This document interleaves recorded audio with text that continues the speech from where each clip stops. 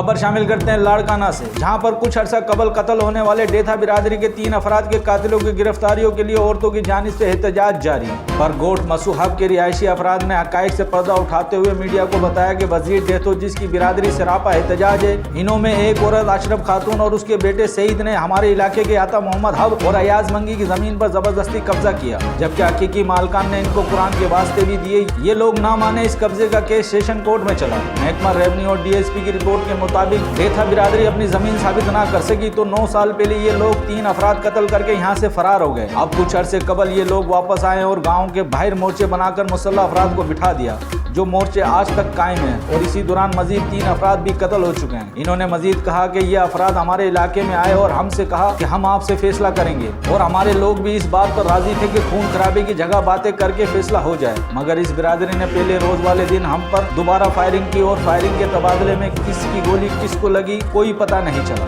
और इन्होंने मजीद कहा कि ये एहतजाज करने वाली औरतें हम पर झूठा इल्जाम लगाकर हमें अंडर प्रेशर कर रही हैं, ताकि जो भी फैसला करे ये लोग हमें झूठा साबित करने के लिए अभी भी शर्मअंगेज बातें कर रहे हैं।